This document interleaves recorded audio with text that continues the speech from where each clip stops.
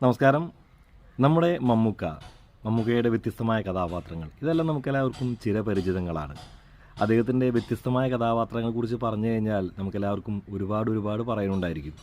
അങ്ങനെ ഒരുപാട് പറയാനുള്ളൊരു കഥാപാത്രം 2004 അദ്ദേഹത്തിൽ നിന്ന് വന്നു. രഞ്ജിത്തിൻ്റെ സംവിധാനത്തിൽ ബ്ലാക്ക് എന്ന അണ്ടർ റേറ്റഡ് ആയിട്ടുള്ളൊരു കഥാപാത്രം. ബ്ലാക്ക് എന്ന ആ സിനിമയിൽ കാരിക്കാമുറി ഷൺമുഖൻ എന്ന് പറഞ്ഞ കഥാപാത്രമായിട്ട് നമ്മുടെ ഇക്കാന്ന് തകർത്താടിയിട്ടുണ്ടായിരുന്നു. മമ്മൂക്കയുടെ ഗംഭീരമായിട്ടുള്ള പെർഫോമൻസ് തന്നെയാണ് ആ സിനിമയുടെ ഏറ്റവും പ്രധാനപ്പെട്ട ഘടകം. ചിത്രം എന്തുകൊണ്ടോ വലിയ രീതിയിലുള്ളൊരു വിജയമൊന്നും വന്നായില്ല. ഒന്നും കൂടിയൊക്കെ ശ്രദ്ധിച്ചെടുത്തിരുന്നെങ്കിൽ അതൊരു ബ്ലോക്ക് ബസ്റ്റർ എന്നതിനേക്കാൾ ഒരു ഇൻഡസ്ട്രി ഹിറ്റ് ലെവലിലേക്ക് എത്തേണ്ട ഒരു സിനിമയായിരുന്നു. ഒരു പക്ഷേ കാലം തെറ്റി ഇറങ്ങിയ സിനിമ എന്നൊക്കെ വേണമെങ്കിൽ കരുതാം. ഒരു അണ്ടർവേൾഡിൻ്റെയും അതുപോലെ തന്നെ സമൂഹത്തിലെ ഉച്ചനീചിതങ്ങൾക്കെതിരെയും അതിലെ കള്ള അഴിമതിക്കാരുടെയും രാഷ്ട്രീയക്കാരുടെയും ഒക്കെ ഗുണ്ടാസംഘങ്ങളുമായിട്ടുള്ള കൂട്ടുകെട്ടുകളൊക്കെ എടുത്ത് പറഞ്ഞ് അതിൽ കുടുംബ ബന്ധങ്ങളിലെ ഇഴചേർത്തെടുത്ത മനോഹരമായൊരു സിനിമ. അതിലെ മാസ് മസാല ആക്ഷൻ സിനിമകളിലെ തമ്പുരാനായിട്ടുള്ള രഞ്ജിത്ത് ആ തരത്തിലൊരു സിനിമ അന്നുവരെ ചെയ്തിരുന്നില്ല. വ്യത്യസ്തമായിട്ടുള്ളൊരു സിനിമ. അസുരവംശം പോലുള്ളൊരു സിനിമ മുന്ന് വന്നിട്ടുണ്ടെങ്കിലും ഇത് അതിൽ നിന്നൊക്കെ വ്യത്യസ്തമായിരുന്നു. കാരിക്കാമുറി ഷൺമുഖനും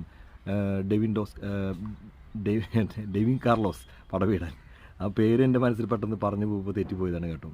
എന്തായാലും പടവീടൻ വക്കീലുമായിട്ടുള്ള അദ്ദേഹത്തിൻ്റെ ഗംഭീരമായിട്ടുള്ള എതിരിടലുകളും അവരുടെ സൗഹൃദങ്ങളും അവരുടെ ഡയലോഗുകളും അത്യധികം ഡ്രാമാറ്റിക് ആയിട്ടുള്ളൊരു സിനിമയാണ്. എന്നാൽ അത് മനോഹരമായിട്ട് തന്നെ വിഷ്വലൈസ് ചെയ്ത് വെച്ചിട്ടുണ്ട്.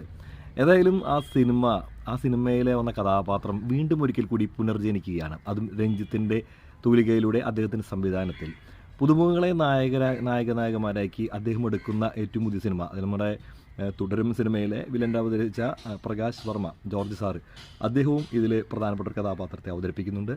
എക്സ്റ്റൻഡ് ക്യാമിയോ റോളിൽ അത്യാവശ്യം സമയം ദൈർഘ്യമുള്ളൊരു കഥാപാത്രമായിട്ട് തന്നെയാണ് കാരിക്കാമുറി ഷൺമുഖനെ വീണ്ടും അവതരിപ്പിക്കുന്നത്. ഒരു പക്ഷേ കാരിക്കാമുറി ഷൺമുഖൻ എന്ന പേരിൽ തന്നെ വീണ്ടും ഒരു സിനിമ വന്നാലും അതിശയിക്കാനില്ല. കാരണം മമ്മൂക്കയ്ക്ക് ഇപ്പോഴും അത്തരത്തിലുള്ള കഥാപാത്രങ്ങൾ ചെയ്യാനായിട്ട് വ്യത്യസ്തതകളുണ്ടെങ്കിൽ അതിൽ തലവയ്ക്കുക എന്നുള്ളത് അദ്ദേഹത്തിൻ്റെ ഒരു ഹോബിയാണ്. ആ സിനിമയുടെ വിജയപരാജയങ്ങൾക്കപ്പുറം തൻ്റെ കഥാപാത്രത്തിൻ്റെ വലിയ പൂർണ്ണതയും അതുപോലെ തന്നെ വ്യത്യസ്തതയും ഉണ്ടെങ്കിൽ അത് വലിയ രീതിയിൽ സ്വീകരിക്കുമെന്നുള്ള ഉറപ്പ് അദ്ദേഹത്തിനുണ്ട്. അദ്ദേഹത്തിൻ്റെ ആരാധകരും അദ്ദേഹത്തിനെ ഇഷ്ടപ്പെടുന്നവരും അത്തരം സിനിമകളാണ് ഇഷ്ടപ്പെടുന്നത്. അതുകൊണ്ട് തന്നെ ഇന്ത്യയിലെ മറ്റ് ഇൻഡസ്ട്രികളിലെ സൂപ്പർ സ്റ്റാറുകളിൽ നിന്ന് വ്യത്യസ്തമായിട്ട് അദ്ദേഹത്തിന് അഭിനയിച്ച് ഫലിപ്പിക്കാനായിട്ട് അല്ലെങ്കിൽ അദ്ദേഹത്തിന് പരീക്ഷണങ്ങൾ ചെയ്യാനുള്ള വലിയ സ്വാതന്ത്ര്യമുണ്ട് എന്നാണ് ഞാൻ നോക്കിക്കാണുന്നത്. അതുപോലെ തന്നെ ഈ ഒരു സിനിമ കാരിക്കാമുറി ഷൺമുഖനായിട്ട് അദ്ദേഹം അരങ്ങ് തകർക്കുമെന്ന പ്രതീക്ഷയോടെ കാത്തിരിക്കുകയാണ്. നിങ്ങളുടെയും അഭിപ്രായങ്ങൾക്ക് താഴെ കാണുന്ന കമൻറ്റ് ബോക്സിൽ രേഖപ്പെടുത്താം. കാരിക്കാമുറി ഷൺമുഖനായിട്ട് വന്നു കഴിഞ്ഞാൽ എത്തരത്തിലായിരിക്കും അദ്ദേഹത്തിൻ്റെ പ്രകടനമെന്ന് നമുക്ക് നേരിട്ട് കാണാം. അതെന്തായാലും അടുത്ത വർഷം ഉണ്ടായിരിക്കും. കാത്തിരിക്കാം.